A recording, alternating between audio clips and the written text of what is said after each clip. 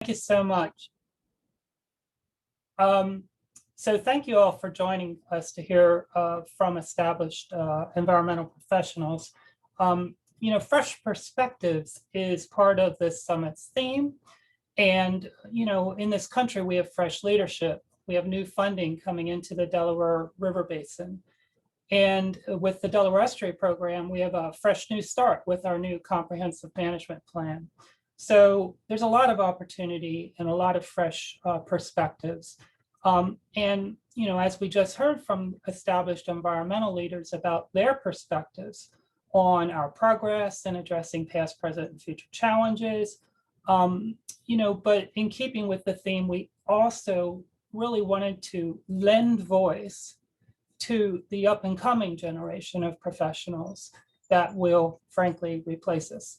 In this country, we're in a time of great change. The tides have been turning. Public attention to environmental challenges is on the upswing, especially climate change, as we heard all about yesterday. There is heightened understanding and respect for the critical importance of natural resources for sustaining clean air and clean water. And of course, we're in the midst of a long overdue paradigm shift with regard to socioeconomic and particularly racial justice.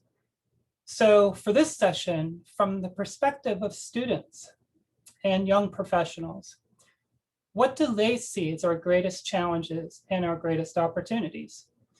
How do we pave the way for their involvement in making key decisions?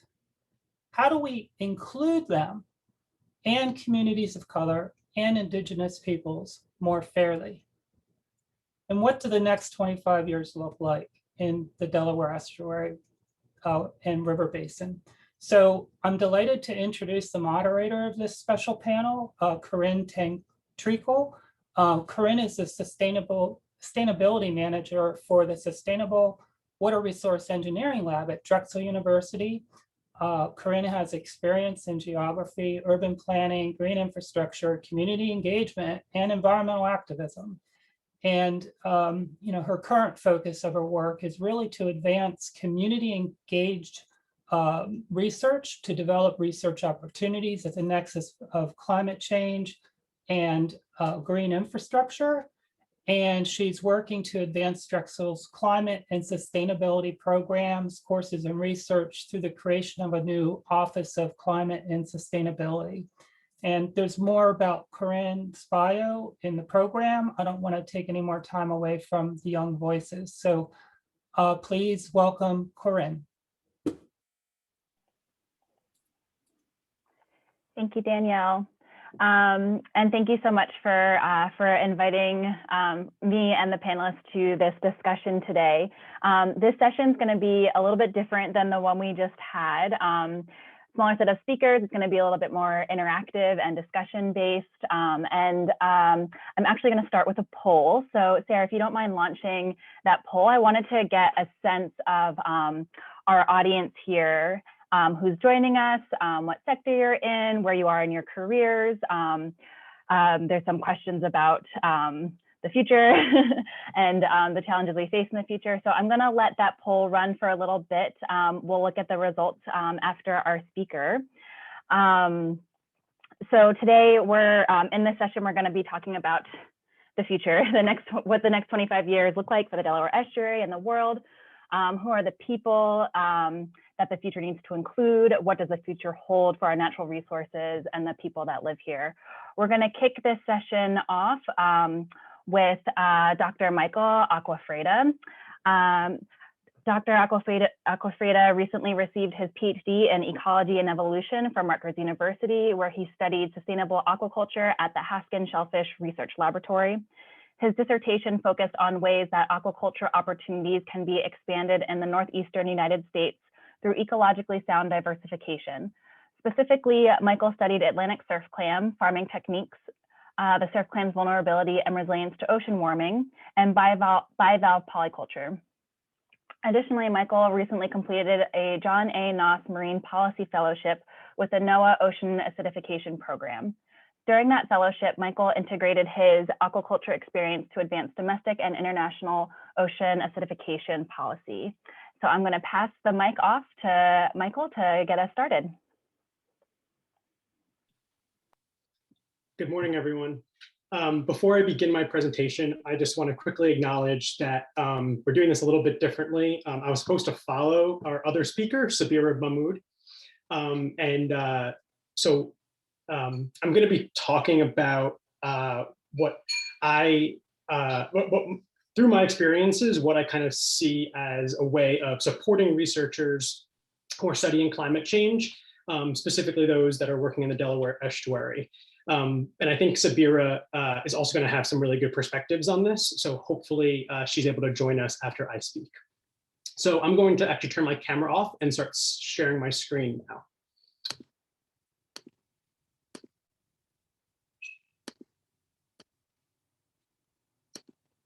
Are you all able to see that? Yep, that's good. Okay, great. So once again, my name is Mike Aquafreda, and the title of my talk is Enabling Early Career Researchers to Meet the Challenge of Climate Change. I'm currently a contractor at NOAA Ocean Acidification Program, and I'm so thankful to be here today and to share some of my perspectives with you all. So like most people, when I think about what the next 25 years will look like for the Delaware Estuary and for the world, my thoughts immediately go to climate change and its impacts. I just finished my PhD a couple months ago, and I've really spent the last few years thinking about how institutions that shape our world are and are not properly structured for young people to meet the challenges of climate change. Today, I'd like to share some of my ideas about how early career researchers specifically can be supported as they develop strategies to mitigate and adapt to climate change. These ideas of convergence, continuity, and community come from me and other young professionals that I've worked closely with. After walking through each of them, I'll also finish with some recommendations. But first, I'd like to begin by telling you a little bit about myself. I grew up in Monmouth County, New Jersey, and spent a lot of time around the Raritan Bay. Like the Delaware Bay, it's a highly urbanized watershed that receives far less funding than it deserves. In high school, which was 10 to 15 years ago, I started working with the New York, New Jersey Baykeeper, which is kind of like the Raritan Bay equivalent to PDE. I worked with the Baykeeper to create an oyster garden for my Eagle Scout project. This is when my environmentalism and passion for marine biology took off. I did my undergrad at Tufts University in Massachusetts, where I majored in biology, but received a well-rounded liberal arts education. Afterward, I attended Rutgers University, where I pursued a PhD in ecology and evolution. And as you heard in the beginning, my dissertation focused on the ways that aquaculture opportunities can be expanded through ecologically sound diversification. And I studied things like surf clam husbandry, the surf clam's resilience and vulnerability to ocean warming, and bivalve polyculture. And most recently, I was a John A. Knaus Marine Policy Fellow with the NOAA Ocean Acidification Program, and I've stayed on with that program as a contractor now that the fellowship has concluded. And before I get into the rest of the talk, I want to acknowledge that I'm not really an expert in a lot of the fields I'll be speaking about today. Like many people here, I'm still learning as I go. During my times in graduate school, I've had a mix of experiences. Some of them align well with the ideas I'll be sharing, and other times I had experiences that really didn't reflect those ideas. And when I look back at those times, I think to myself, wow, that was really a missed opportunity. But one of the most formative experiences of my academic career was joining the GradCap Scholars Program of the USDA Northeast Climate Hub. GradCap was designed to build a consortium of graduate students working on climate change adaptation in agriculture, forestry, and aquaculture. The scholars represented 6 land-grant universities from West Virginia to Maine, and it provided network opportunities that gave scholars a chance to share their research with a community that shared a common goal of climate resilience. Every few weeks, a few scholars shared their work through a webinar series. And believe it or not, we did this before COVID made webinars all the rage. In these webinars, we swapped success stories and pitfalls we experienced with our research, and we shared information about experimental design and methodologies.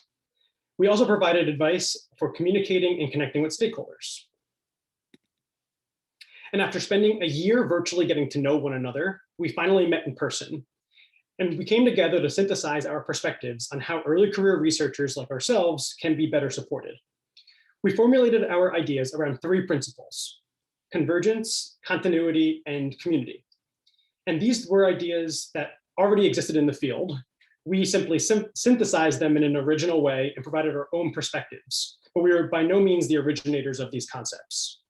We published this piece in the journal Climatic Change, and I'd be happy to share it with anyone who's interested if you reach out to me after the talk. When I think about what the next 25 years will look like for the Delaware Estuary and for the world, I'd like to imagine that these principles would be the foundation for progress. In the next few slides, I'm going to share my thoughts on how these principles can be applied to support future researchers who are studying climate change in the Delaware Estuary. So the first principle is convergence. Convergence research takes a holistic approach to mitigating and adapting to climate change. It's similar to multi or transdisciplinary research approaches, but it differs in that convergence research intentionally establishes deep integration across disciplines at the outset of problem identification and project design. This paradigm is really well suited for climate change research, since climate change will inevitably have complex impacts that span multiple scientific disciplines and human dimensions. However, many academic settings are not structured properly to accommodate convergence research. In academia, researchers are usually trained as specialists, and nothing is inherently wrong with this concept. In fact, I think it's really important for the advancement of science that researchers gain specific experience. But too often, conventional academic training has the perverse effect of making individuals too narrowly focused. Straying from the normal narrow course is rarely recommended and even more rarely encouraged. Importantly, convergence research also asks scientists to work with people with diverse perspectives. That can be really hard to do, especially when the pool of potential collaborators is a monolith. Groupthink is the antithesis of convergence research. So academia is really siloed, as a lot of us know, and it can be really hard to know who else is out there and who has interests that are aligned with yours. And while many conferences are geared solely to researchers, this summit truly exemplifies convergence. The PDE Science Summit has a history of bringing together policymakers, members from the private sector and nonprofits, and scientists from a wide variety of intersecting disciplines. Individuals hold different worldviews, represent different constituencies across the watershed, and sometimes they have radically different ideas about how the watershed should be managed. So I think it's time to double down, and we need to expand and deepen this type of convergence, especially as it pertains to conducting research. Coming together at the PDE Science Summit is important, but maintaining these connections beyond the meeting is perhaps even more important for the growth of convergence research. So the second principle I want to talk about is continuity. And I want to be clear that when I say continuity, I'm not advocating for the status quo. Instead, I'm really specifically referring to continuity in long-term monitoring, which is imperative for researchers who are studying climate change. Long-term data sets have unrivaled utility. They're needed for disentangling long-term trends from short-term oscillations or natural variability. They establish foundations, and they could help prevent the shifting baselines phenomenon. Long-term data sets are also helpful to inform future research priorities, and they are critical for setting local, regional, and national policy. And I think this is especially important given the fact that the US has a history of working in fits and starts when it comes to environmental protection. It's also important to note that long-term data sets allow us to document environmental injustice. And these data sets really can be the catalyst for change. I think continuous monitoring is especially useful for early career researchers who only have a few years in graduate school.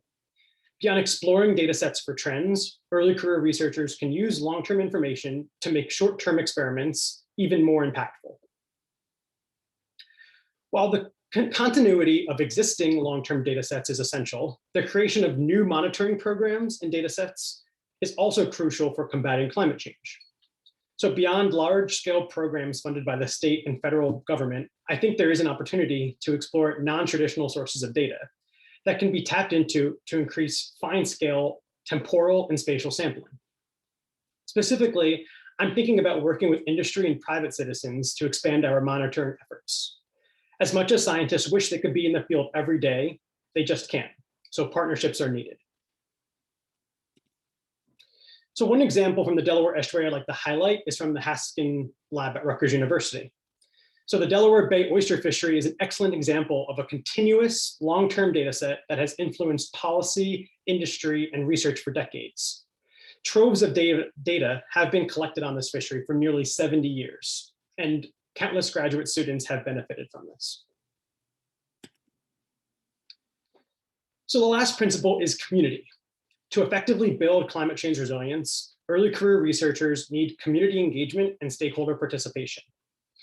And I think using a co-production of knowledge framework is a good path to take.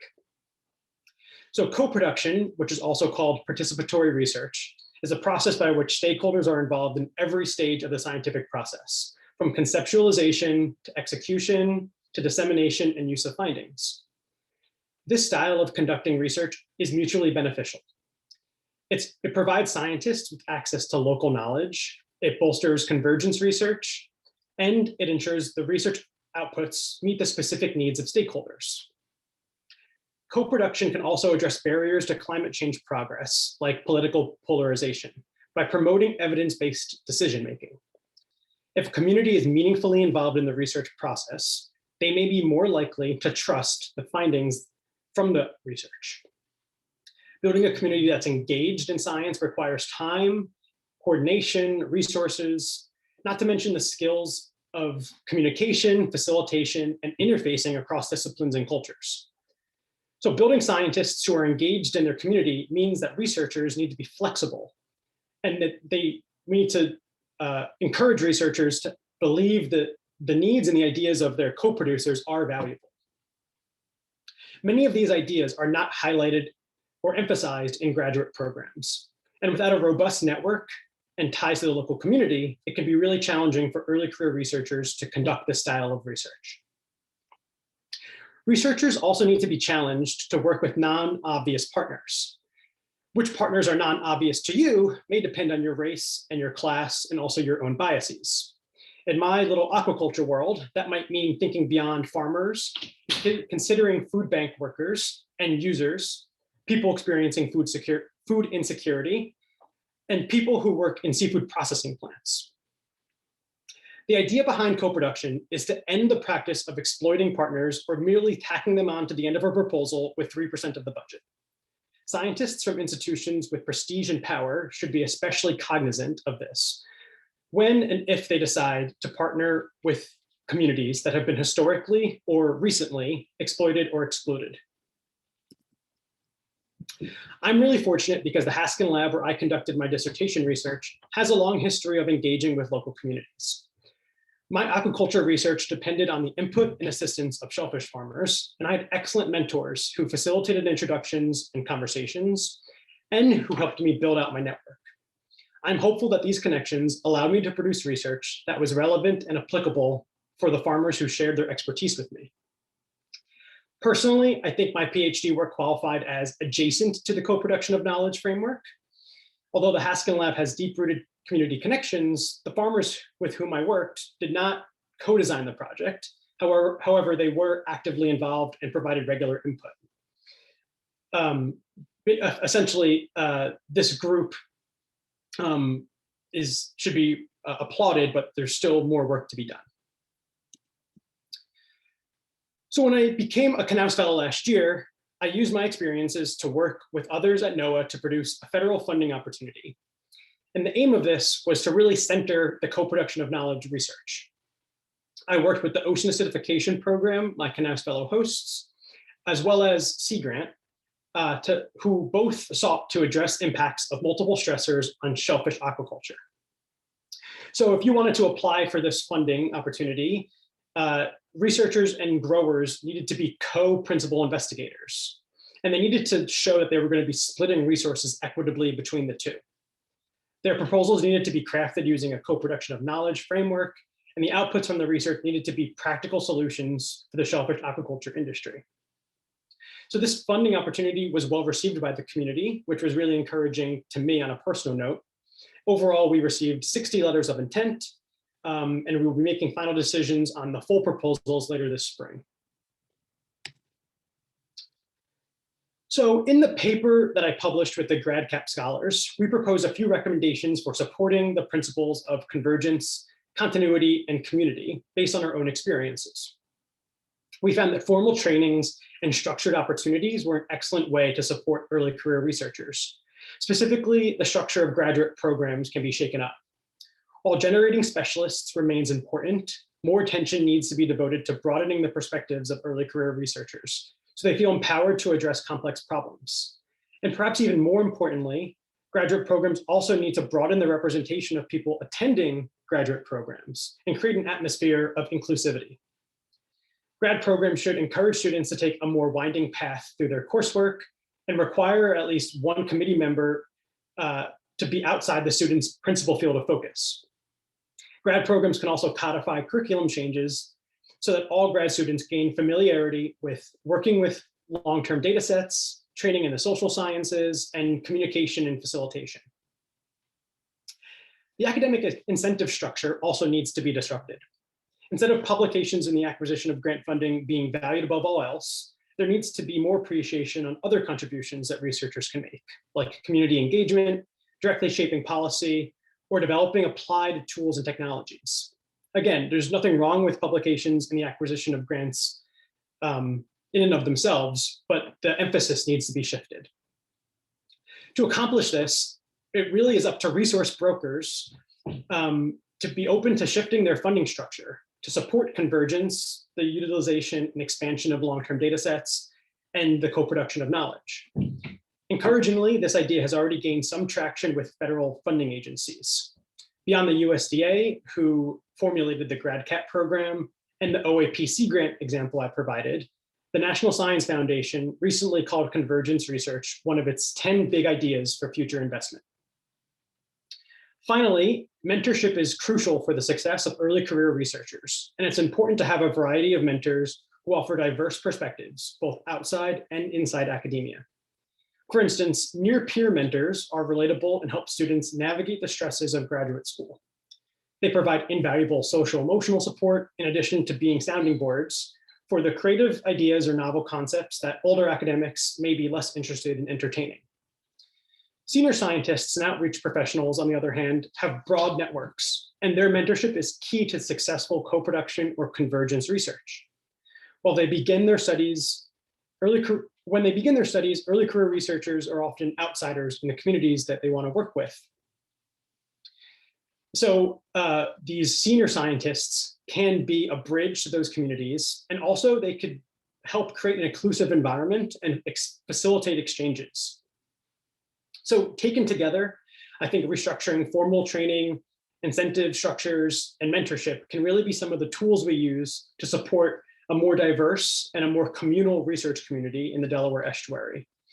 And I think what I've just heard over the last 25 years is that some of this work has already begun, which is really encouraging. The tide is moving in the right direction, but there still is a lot of work to be done. Finally, I'd like to acknowledge my fellow GradCap scholars and my co-authors on that publication that I mentioned, as well as the GradCap program officers and the USDA Northeast Climate Hub personnel. I'm really grateful to my mentors at OAP and my mentors at Rutgers. And finally, I'm really thankful for PDE for giving me this opportunity to speak to you today. And thank you for your attention. I'll be really excited to speak with you all during the panel. Thank you very much. Thank you, Mike, so much. That was really fascinating to hear, and I'm really excited to hear what you've been working on. I wonder, Mike, if I don't know if there's like a website or a place that you could link to in the chat where people could find your dissertation. I know I'm interested in reading it. So if there's any links that you'd like to share with the audience, please do so in the chat. Yeah, so my dissertation is not yet put online by Rutgers yet, because I just finished like 2 months ago. But I could post the link to the paper I produced through the GradCap scholarship. So I'll put that in the chat. Awesome, thank you. And I forgot to mention earlier to please use the Q&A box if you have any questions. We're planning to have time to take some questions from the audience at the end. So if things are popping into your mind during the panel, please don't hesitate to put those in the Q&A box, and we'll hope to get to those in a little bit. We're going to transition to our next speaker, Sabira Mahmood. Sabira is an 18-year-old Muslim Bangladeshi American climate and racial justice organizer. After discovering her own personal connection with the climate crisis, she realized that the suffering her family has endured in Bangladesh, one of the countries most vulnerable to the crisis, could not stand longer. This inspired her to found her own climate movement in Philadelphia. She has been organizing with the climate movement since February 2019, when she founded Philly Climate Strike, which has now just become the Philadelphia Earth Alliance. She spent a good period of time working nationally for the U.S. Youth Climate Strike and the Youth Climate Action Team. And now she organizes locally with the Philadelphia Earth Alliance and the Black and Brown Coalition of Philadelphia. In the future, she wants to travel abroad to advocate for human rights, but right now she fights for a leftist revolution, starting with her home city in Philadelphia. Sabira, I turn it over to you. Thank you. Thank you so much. So I'm going to quickly share my screen. Let me see. Ironically, I should be good with tech, but not that well today.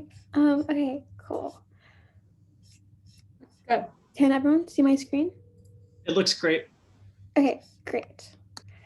So I guess I could say good afternoon, everyone. I'll be honest, like speaking here today, it feels a little odd. So in my age is presenting, I mean, I rushed out of my virtual class of online high school just to be here with you all. And some of these amazing panelists and previous speakers have experienced years and years of studying research to attend this virtual conference, whereas I have not. However, as grateful I am for this opportunity, I do still have an experience that is valuable to this panel and discussion we have today. As mentioned, I'm grateful for the education brought forth from medical and scientific professionals. However, this crisis isn't just statistics and medical terms. This crisis is to acknowledge and prioritize the many people of color and marginalized communities who are disproportionately affected by the growing change in climate. And I have seen this effect personally along with many youth across the country and the globe. This crisis is not as hopeless as it seems, though, because as a generation, we have a political solution, or as many of us see, a direction. On November 24th, 2018, a freshman congresswoman presented a new resolution, the Green New Deal. From that moment 2 years ago until where I stand today, we have seen action ignite this country. We're not just observing an awareness of the crisis, we're observing a new form of climate action, motivated by the kinds of health crises that everyone here has spoken about the past two days. Not only are we moving past the previous organizing and encouraging personal reduce, reuse, and recycle rhetoric, we are also now moving to actively challenging the status quo harming our environment. We're gathering the people power in order to enact real change and push for the radical sustainable future. This crisis, though, has affected me personally. Both my parents immigrated from a small country in the global south, Bangladesh, where citizens are currently at risk of displacement due to the rapid rise in sea levels. However, this country that is the heart of my identity and culture has not always been this way. My family is from a small village in southern Bangladesh, Drexel, in a broader district of Noakhali, and I have visited there many times with my family. I've been grateful to see the beauty that it was, with rice fields, tall coconut trees, and many, many beautiful plains. I have memories of running with my cousins around my family's village, the trees providing us with loving shade and the cool breeze following us everywhere we went.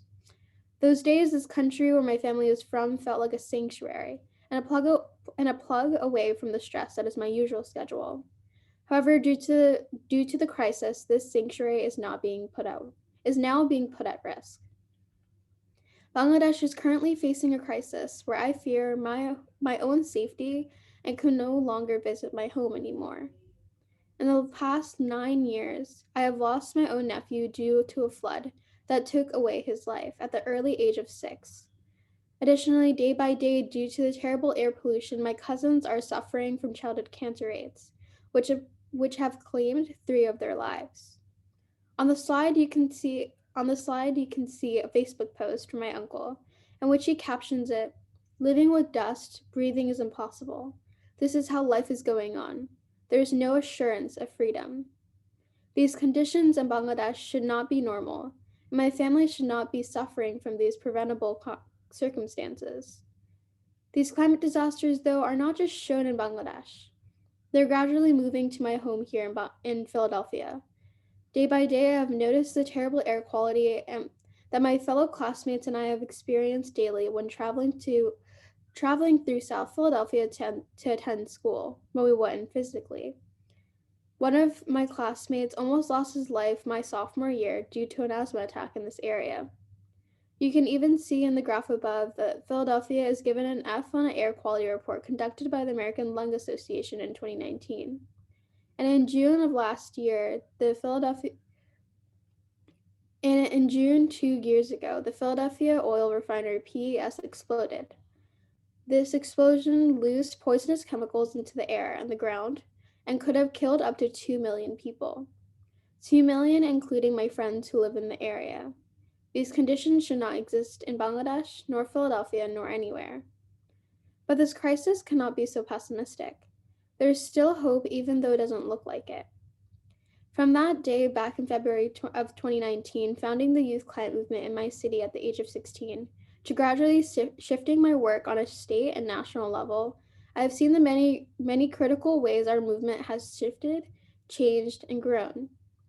Initially, when I began organizing, many members of our team began to meet with our elected officials. We encouraged others to vote, helped out with our local campaigns, and complied with our city's requirements for rallies and marches. However, finding ourselves at a closed end, we began to radically think out the box, in accordance with the change of demands of thousands of climate organizers across the world. Our movement has shifted from the belief that our current elected officials can help us to our generation's belief that with true community alliance and the upliftment of our marginalized communities through mobilization and resistance, we can achieve climate justice and a better sustainable future. It is not just this electoral system in which we can empower communities, but we can do it through mutual aid efforts and approaching our problems through an intersectional climate justice lens. Far too long, we have looked at this crisis empowering the middle white class. But from our past, we have learned that this approach is not the one that we should be pursuing.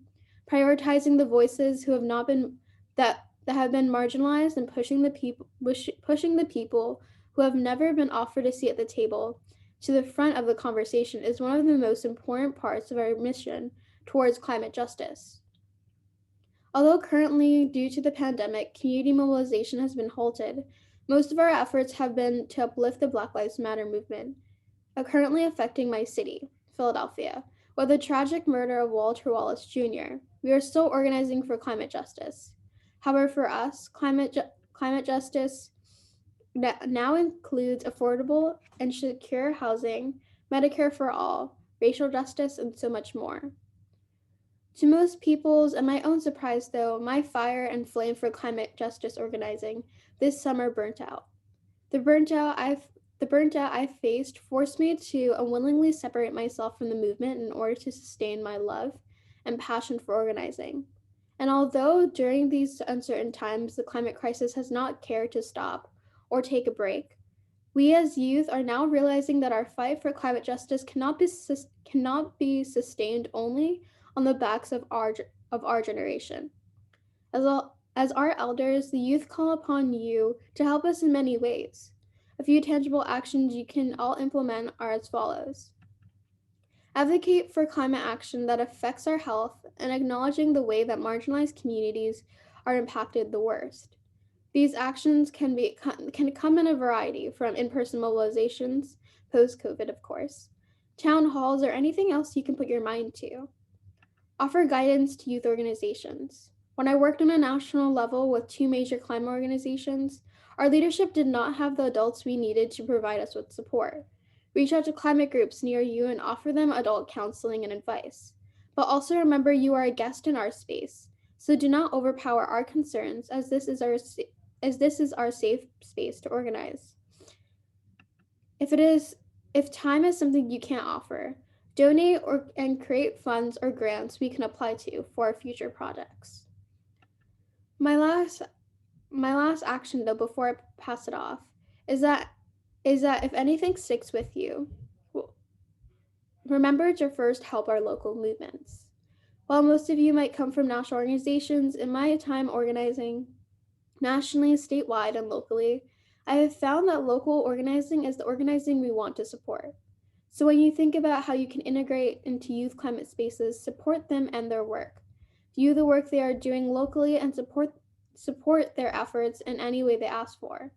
And within this allyship and invitation to our spaces, to our white allies and movement members, be conscious about the space you take up. Because when you enter our movement, you push other people of color who can inhabit those positions of power. Thank you. Thank you, Severa. That was really wonderful. It's so helpful. I think you both did such a great job of giving us some like tangible nuggets of actionable things that we can be doing, and I really appreciate that. And that was for coming from class straight to this presentation, being so articulate. It's really outstanding. So congratulations, Severa, for just even being able to be here. I really cherish your words. So before we had started with the speakers, we were starting to launch a poll, and I thought we were going to be able to do the poll in the background, but we're actually we're going to be casting the questions one at a time. So actually, Sarah, if you could kind of post the answers to the first 2 questions that we had polled earlier, and then we'll move through the rest. So we asked what sector that you work in. So it looks like we're getting a lot of folks from government, which is probably not surprising, but a good amount from nonprofit, academia, for-profit. Very cool. Do you want to head to the next one? I was really interested to know how long people have been in this field, particularly because we're looking at the past as well as the future, and was wondering if we'd have some people that are just kind of getting started, but it looks like the bulk are people that have been in this world for a long time, which is awesome. And then a good swath from various amounts of time. Interesting. Okay, so cool. I think we had a few more poll questions, so we're just going to run them one at a time and see for the folks that are still here where they are. So we're looking towards the future. I always am kind of curious if people are generally optimistic, pessimistic, a little bit of both, or not sure. So I'll give you all a minute to vote there.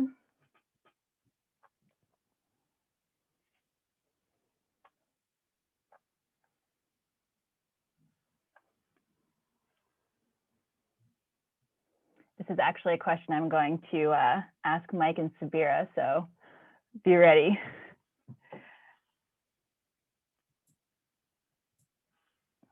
A little bit of both. That's generally where I am too, but it's good to see. I think a lot of people tend to be pretty pessimistic, so I'm glad that people are feeling a little bit of both. Can move on to the next question. From your perspective, what is your top concern for the future regarding regional environmental issues? So got quite a few to choose from here, and you can only choose one. Climate change impacts natural resources, impacts to human communities, development impacts to natural resources, climate or environmental justice, barriers to environmental careers, environmental literacy, inclusion and equity, or other. I know for me, this would be hard to choose just one because I feel very deeply about a lot of them.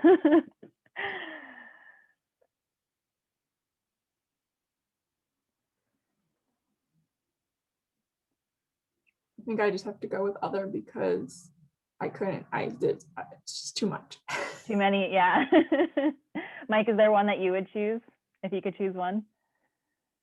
All the above. Yeah, yeah. Challenge. Yeah, Severa, is there one that really sticks out to you? I feel like the way I look at the environment is so intertwined in a climate justice sense that like all of these in my head can like be grouped into environmental justice. Yeah, absolutely. And I think, I think this is something we've been talking about a little bit, but like shifting the way we look at these things, intertwining the fact that human communities aren't separate from natural communities, really. So it doesn't have to be an if or, right. maybe both. Yeah, absolutely. Yeah, and I think, yeah, you're both right. I mean, climate justice, environmental justice definitely is linked to all of these things for sure. And just a reminder that our audience here is the full swath of attendees of the summit, which span all age demographics and sectors. Yeah. It's probably biased by that first question or two. And did we have, was there one more question, Sarah? Yep. From your perspective, which of the following future opportunities are you most excited about? Growing focus on climate change urgency, political shifts towards more sustainability-minded leaders, improved scientific understanding of ecosystems, climate change, and model predictions, prospects for more jobs and environmental innovation and green economy, or inclusion, equity, or other.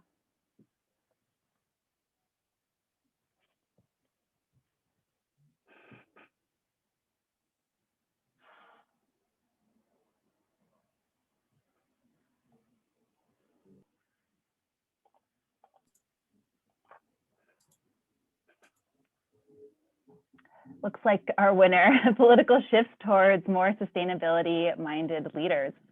Interesting. Yeah, I'm pretty excited about all of these things. I think we are making a lot of progress in a lot of these ways. And again, it's hard to choose. Yeah. Thank you so much, everybody, for participating. So we're actually going to be asking similar questions to our panelists. And if you have other questions that you would like to ask, we have about 10 minutes. So we'll try to get to them. Please put them in the Q&A. But I wanted to hear, Mike and Sabira, how you're feeling in terms of optimism and pessimism. I feel like I myself go back and forth all the time. Actually, most of the time I think that we're doomed, that we've done so much harm to this planet, and it just feels so impossible to reverse the harm that we've done. But if I get stuck in that mindset, then I won't do anything about it. So I have to keep telling myself to be optimistic, and I do find slivers of hope. I've recently been reflecting, in addition to the panel that we just had about the last 25 years, I think back to 10 years ago when I was like just graduating college and thinking about the change that's happened in the last 10 years. I mean, in Philadelphia, the green stormwater infrastructure that's been implemented, the city is kind of on track to meet these goals of greening 10,000 acres. We've seen such a shift away from coal. Solar panels are like getting to be affordable. The youth involvement has been really inspiring. So, even though it feels really, it does feel really dire, I do find these slivers of hope. So I'm wondering, Sabira, how you kind of manage these dueling feelings of optimism and pessimism, especially like looking at the climate crisis here and in Bangladesh, how you can balance feeling hopefulness and hopelessness. What do you think?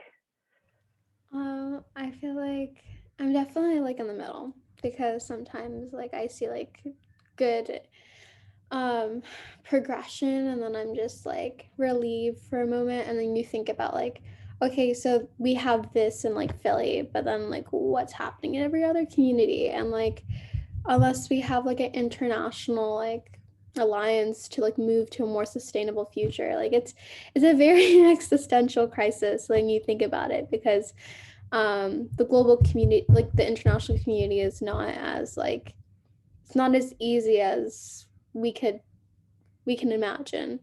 Yeah, I feel like it, like the more I think about it, the more like I get panicked. Because I mean, I'm just like 18. I should be worrying about like getting into college, what I'm gonna major about, and then here I'm like worried about like, am I going to like graduate? I mean, I don't think the climate crisis will take me out in 4 years. But yeah, it's just it feels like an existential like dread, knowing that like there aren't, like right now I don't see the leaders that we should be seeing, but I don't know. I feel like hopefully like post COVID, when we get to mobilize more and when we get to like have more alliance of our communities, I feel like even during COVID, I've actually gotten a lot of relief knowing that like our communities have been coming together through mutual aid efforts, and like especially towards you know, oh, you need like our neighbors need like X, Y, and Z, and we're able to come and help them. Like that's been giving me more relief, and obviously isn't directly related to sustainability, but it is sustainability of life when you're, you know, you're helping your neighbors. And I feel like that's definitely been helping me like relieve the stress. But knowing that we currently don't have people in office that understand like the fact that this is a serious crisis. And some of our politicians, you know, with the snowstorms, like recently, they see snow and they're like, oh, there's no climate crisis, global warming where?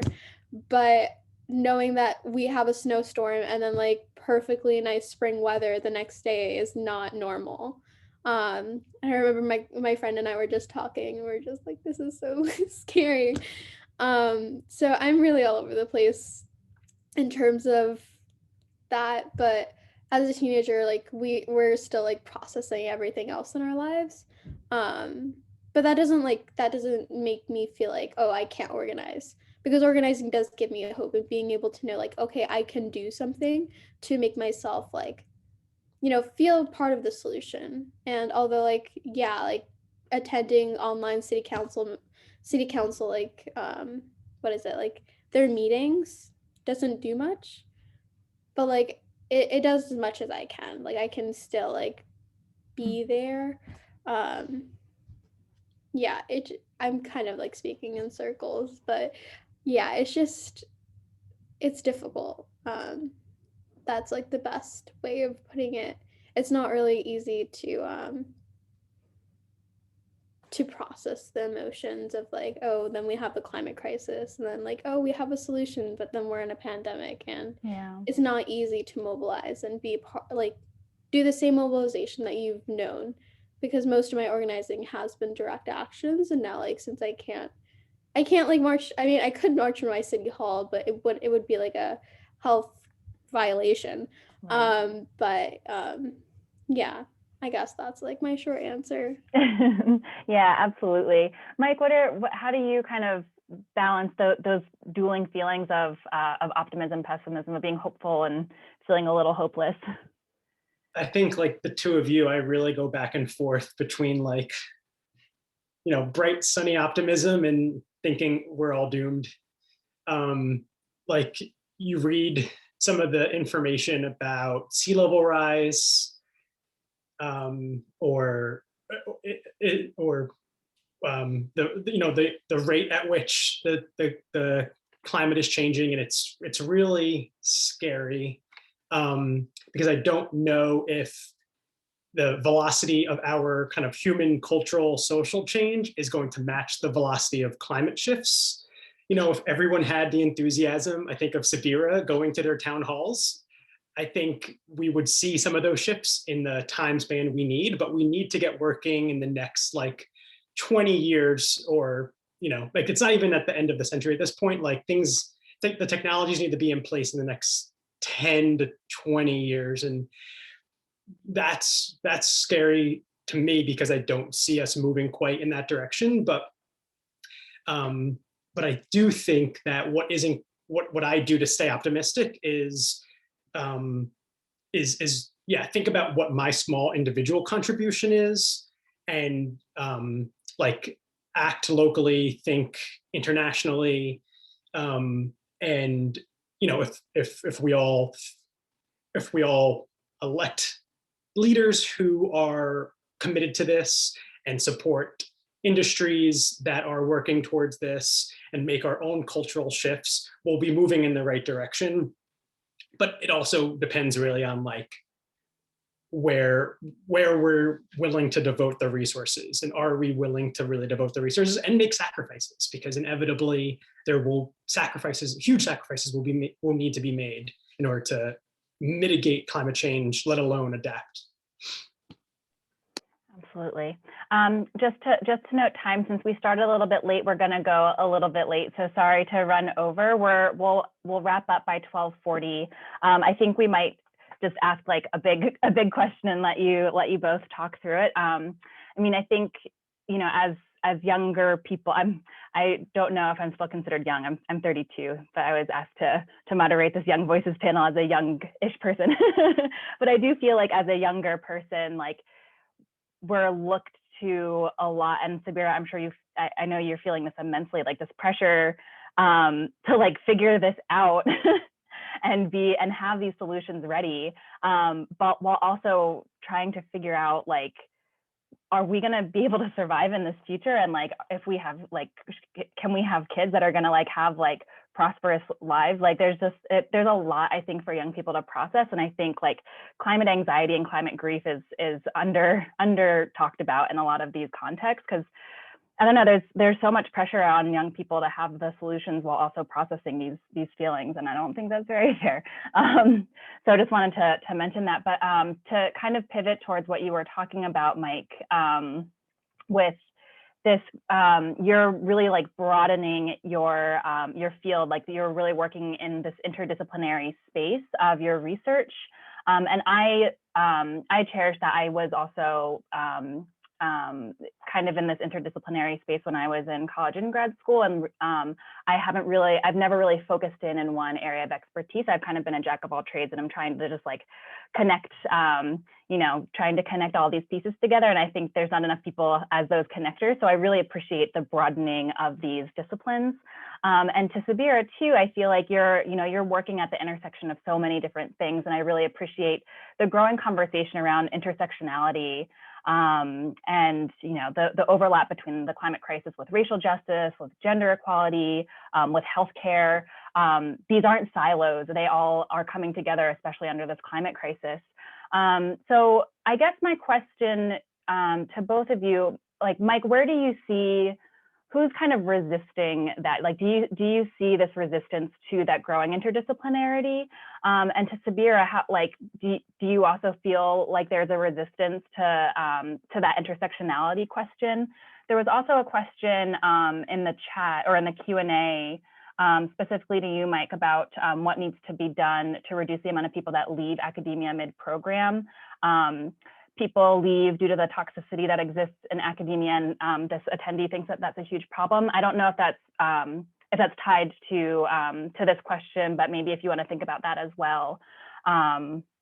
What's not what's wrong with academia, but why would people be leaving academia? Like, what is that toxicity there? So if that's not too big a question, Mike, do you want to start with that? Yeah, I'll try to approach that. I'll start off by bouncing off something that you were saying, that young people are often looked to find solutions to problems we didn't necessarily create. But we're looked to find solutions, but we simultaneously don't have power or resources to fix those. The people who do have the power and resources are old. So there's kind of a discontinuity there. When I think about who is working against interdisciplinary work, I don't think anyone's actively working against, but there's so much inertia in the way things have been done, in the way academic departments have been set up, how funding agencies decide to, choose which or set up funding opportunities.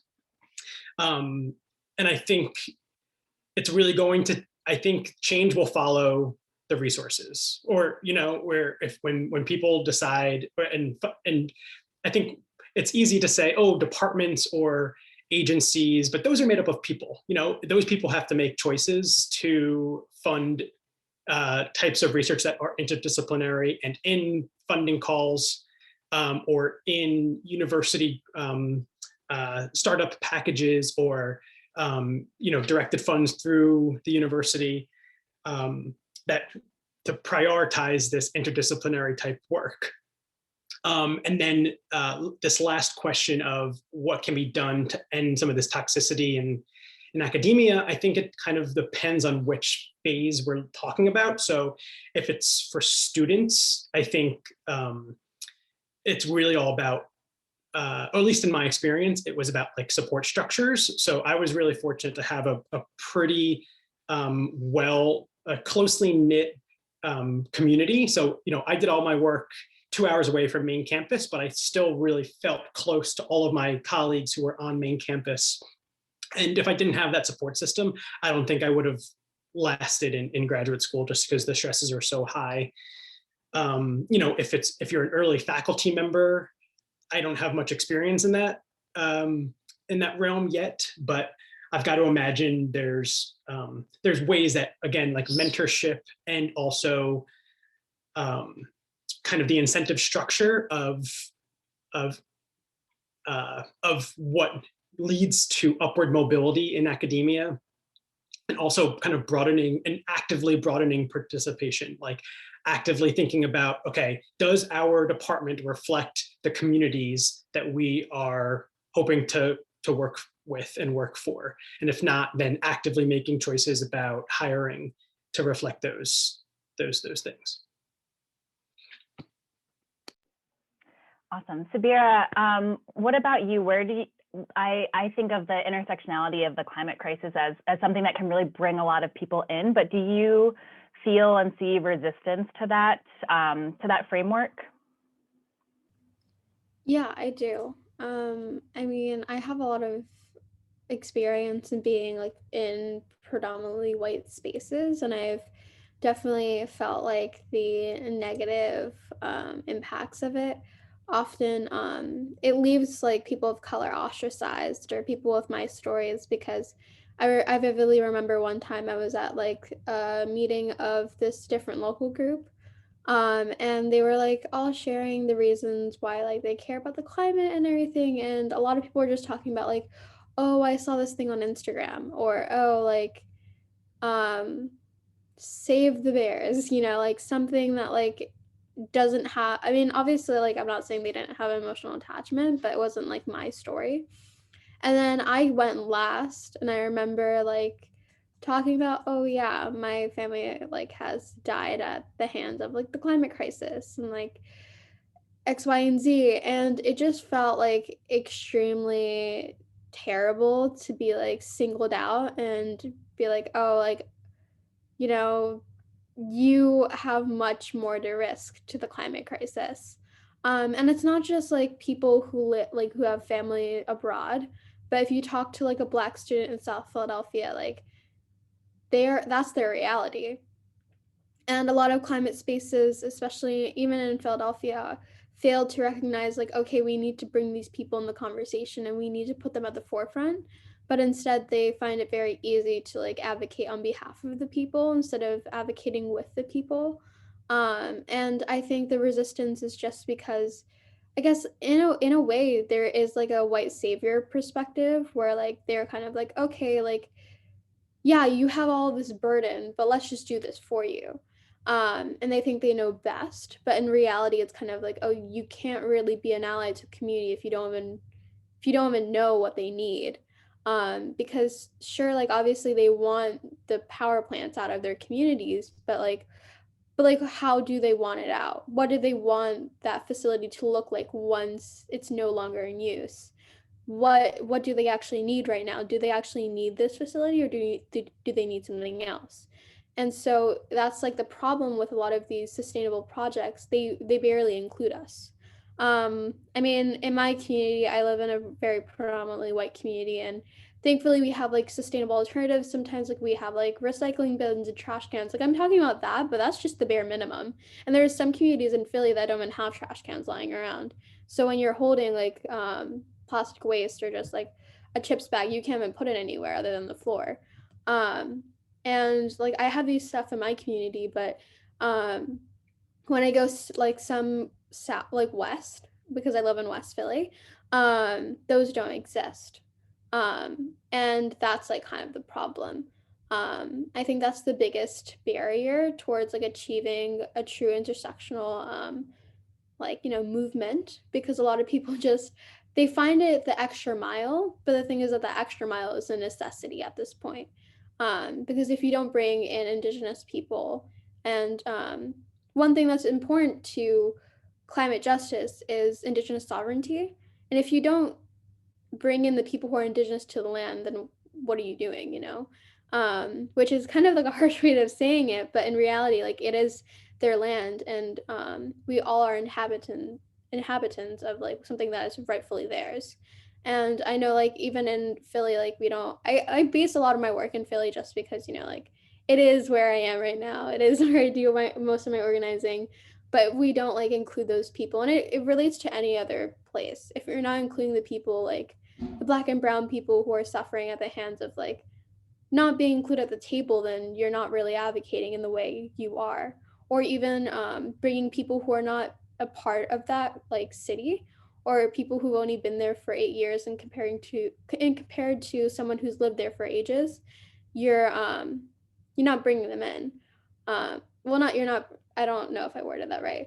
Essentially, what I'm trying to say is that if you bring someone in who's like who's lived there for 8 years, and compared to someone who's lived there for 15, obviously they're going to have different experiences, and it's very important for you to bring the person who's lived there for longer, just because I guess they do have a lot more experience, especially in terms of, or even if someone's lived there longer but that person's not Black, there are people like I've known experiences of people who lived here for less than I have in my community, and because they're, I guess, like um they're immigrants, like people my age are immigrants. I was born here. They have a different story than mine. They have different necessities, and so it's really about patience and listening to people's stories and then accommodating to their needs. But a lot of people, again, they don't have the time, they don't want to do it, and then a lot of people don't even have training on how to talk to people, because when I've been spoken to, often they're like, oh, I see you, I hear you, and it's kind of like, what are you seeing, you know? And that's like such a common phrase, but it's a weird phrase, like, what are you seeing?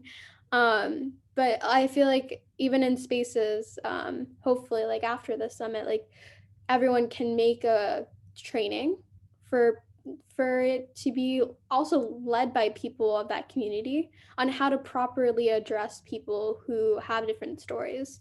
Not address, but speak to them and make them feel safe. Even one time I remember there was like this national rally happening in some city, and they were going to plan to not fly me out but take me there, and they were asking me to share my story, and it felt like such a tokenizing experience that they didn't want me, they wanted just to put my story on the front page so it looked better. And that's kind of like another story about how intersectionality is such a, like, it's so important, but if it's not addressed right, you can severely traumatize the person you're trying to include into the conversation. And even when I talk to my friends about like, hey, like, come join me at this rally or protest, they sometimes don't want to go because they know they don't feel welcome. I know, like, when I started organizing the rallies in Philly, they were predominantly white kids from the suburbs who lived in Lower Merion, which is a very like rich, affluent, you know, white place. And when I started talking to people like, oh, why aren't you coming? They were like, oh no, that's for white kids. They like were basically saying the environmental movement is just for white people, because they didn't understand how this movement would impact them. And that's like another thing about intersectionality. If you're not teaching the people how it will affect them, because they don't realize, oh, like, because of the cold weather, oh, I don't have access to water because my pipes are frozen. They don't realize that's at the hands of climate change. Or the fact like, oh, everyone in my neighborhood randomly has asthma. They don't realize that's a part of climate change. And so there's so many aspects about and barriers to like the entire climate crisis that even talking about this right now is just like it just makes you feel a little like more pessimistic. But then it also, in my opinion, it pushes you more to fight harder. And there are so many leaders such as myself who are willing to take the other step. Like I have that experience of like talking to immigrants with my parents' story, or with like first generation immigrants who have my story, and being able to be like, okay, this is how you actually approach and talk to them. Thank you so much. And unfortunately, there's so much to unpack there, and there's so many links that I want to talk to you both about like where we go from here. But unfortunately, we have to close, and I feel so terrible saying that. But you know, this has been such an inspiring conversation to hear your thoughts, and it makes me hopeful for the future that is led by this new generation of thinking. And so it does give me a little bit of hope. As we close, I'm wondering if either of you want to suggest any ways to follow up or to take action, to get involved. If there's any links, Sabira, that you want to put into the chat for your organization, I'll just let you have the last word, and then we're going to pass it off to the organizers.